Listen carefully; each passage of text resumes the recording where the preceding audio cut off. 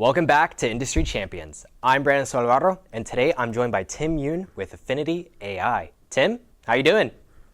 Good, brother. What's up, guys? Well, thank you for being on the show. I really appreciate you joining us today. Yeah, appreciate it as well. Thanks for having me. Of course.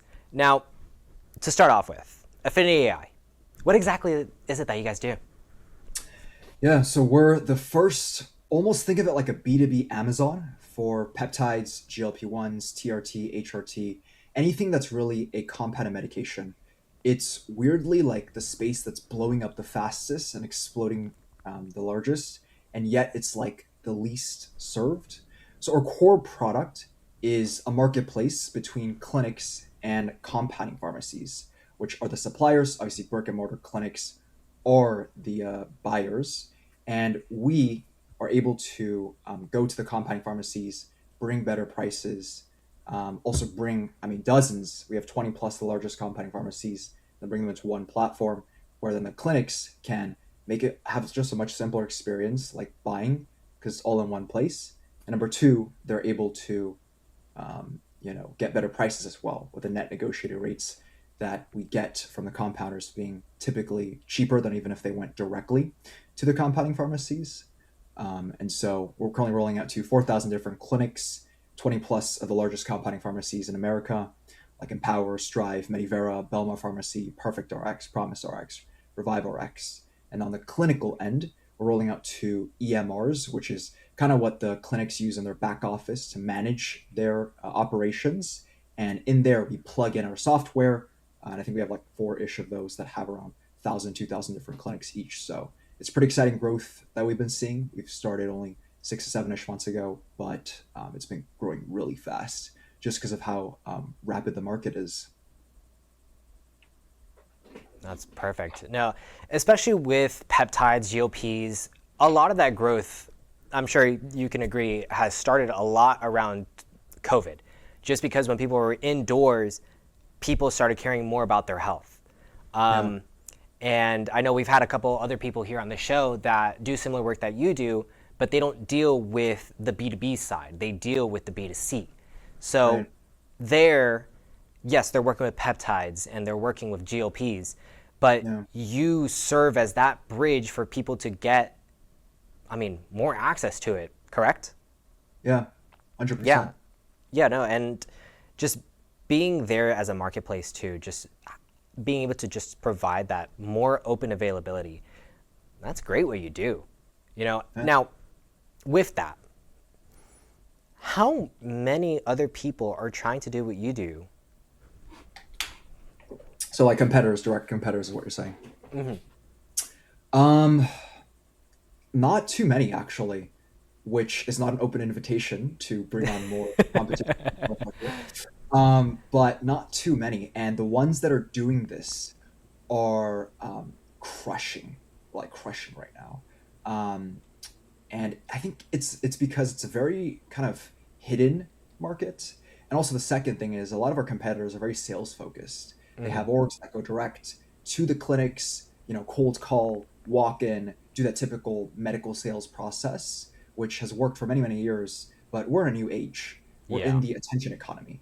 And even for those of you guys watching this, you're seeing it, right? I'm here just talking to industry champions, and yet I'm able to reach hundreds of thousands of people because I come from a marketing background, right? And I'm aware that marketing is higher leverage than sales, and so I think that's one way where we're kind of differentiating. We're implementing different strategies around kind of group marketing as well as running paid ads and creating content on LinkedIn and YouTube. So I think that's one way we're sort of trying to differentiate.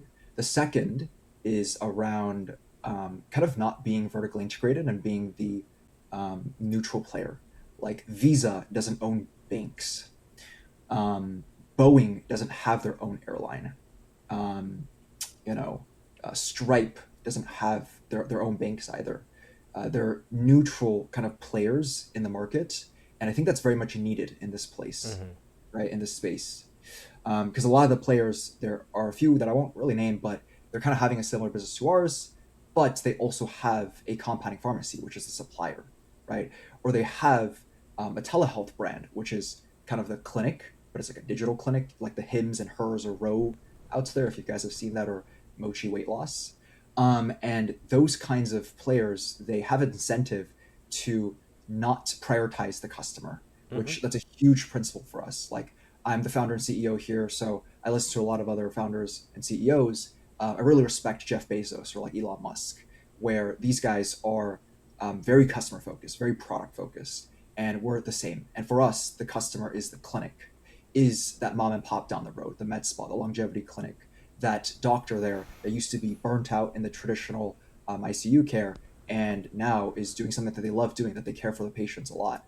And so we believe that if we're the neutral player, we can capture the market by bringing everyone together, being beneficial both for the suppliers end with the compounders, as well as the buyers end with the actual clinics, and bring the market together to kind of create um, benefit across the board. So that's kind of how we're seeing the differentiation across the competitors. Number one, being that player that is neutral, and then number two, kind of competing on a higher leverage distribution strategy through marketing rather than sales. Absolutely. No, and it's always important to prioritize the people that you're trying to target, because when you start taking advantage of them, your sales start dropping. They don't want anything to involve with your product, or at least less. So being able to actually focus on the customer aspect, I Yeah. mean, that is such a great way to do it. And especially when healthcare as a whole has its moments where it feels like it's just profit over people. Yeah. So taking that angle and using it to your strength to not only differentiate yourself, but just show success, that is such an effective way of doing it. Yeah, I appreciate it. Of Relax course. on the glazing, but thank you, thank you. But Yeah. no, I mean, with focusing on the customer, I mean, already that's driving a huge difference with what you said with your competitors. Sure. But with that, I mean, how do you see being that neutral state, like how does that affect the industry as a whole? Like, do you think that'll affect it for the better, or do you think it'll be, further down the line, it might have its moments? Yeah, great question. I mean, healthcare is really split into two markets, right? Number one, it's insurance pay, which is the traditional, like the hospital that you go to with your Medicare or Medi-Cal or whatever. Number two is the cash pay market, which is, I believe, where healthcare is going, and a lot of people are seeing this, right? I think it was around $560 billion was spent in or direct cash pay instead of the insurance care over back in 2024, and now it's 2026. So that's just grown since then. A lot of the market we're seeing it right post COVID. People really, really care about their health. Mm-hmm. You're seeing lab tests that are cash pay, right? Like Function Health, or you're seeing the peptide boom, supplements boom, because people really want to see what's going on. Also, wearables, right? You got Whoop over here, Apple Watch. They are aware that the traditional insurance system isn't really optimized for longevity and to Yeah. care about them, but honestly kind of built around profits, if we're being honest. And so, with that being said, the market is very much moving towards this direction, right? And in that market, the most important players are really around the compounded medications and around brick and mortar clinics. Because, I mean, once the market's like this, who is the doctors that they now go to, right? Mm-hmm. It's the founder of a med spa, right? It's the clinic down the road that does longevity, concierge care, sports medicine care. So that's really where everything is going. And so with us, right, there's two core value props with us. Keep it very simple. I would say three. Number one, it's with our platform, with our marketplace between clinics and compounding pharmacies. How can we really speed up and simplify everything that's going on? Because I mean, these clinics right now, it's ridiculous what's going on in the market.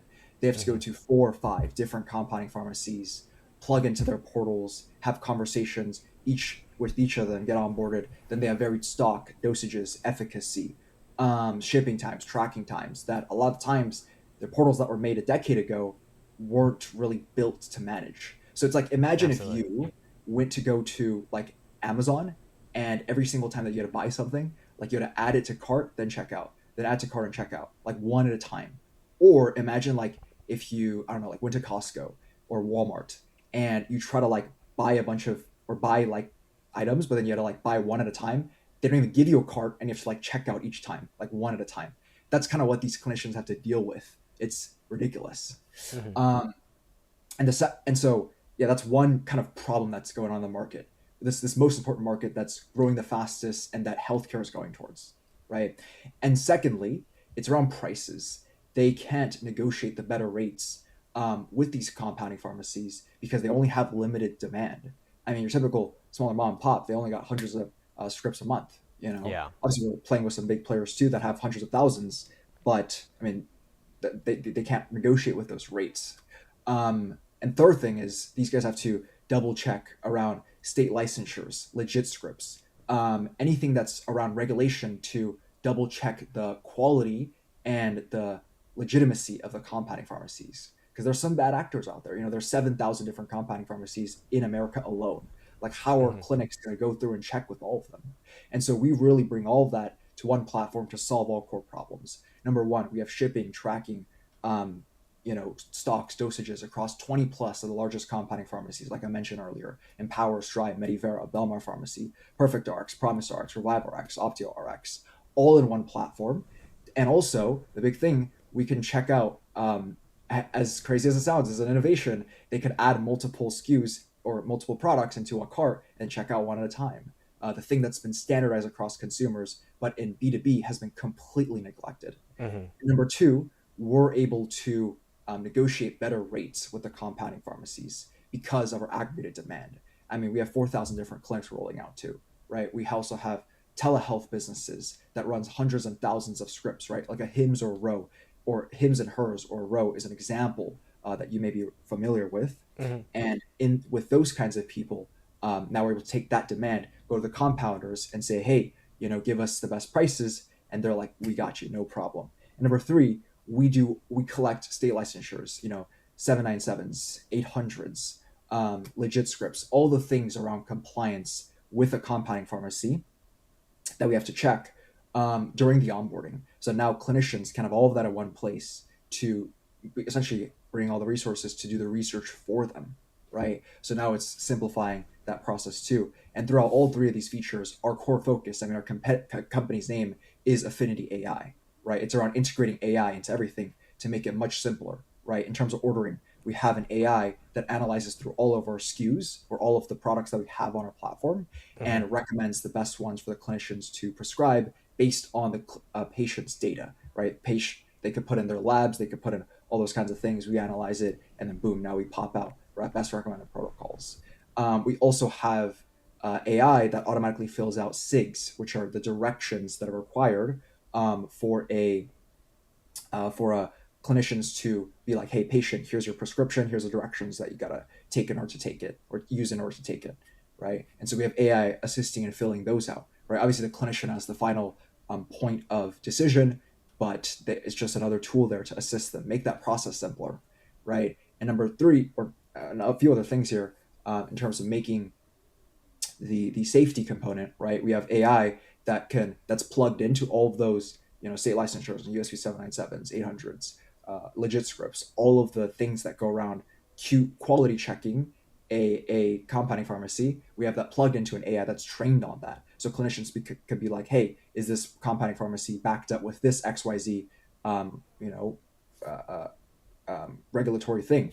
And the AI will be like yes or no, and they could really do that research and just make things so much simpler. And we believe that, because you really asked like, here's how this affects the macroeconomy, right? We Hmm. believe that if we're able to really decrease friction with the practitioners that are the future of medicine, right, moving towards into longevity, right, increasing the health span of people, right, being healthcare um, instead of problem care, right, instead of helping people when they're in a sick point, or instead of healthcare instead of sick care, right, that's the Hmm. term.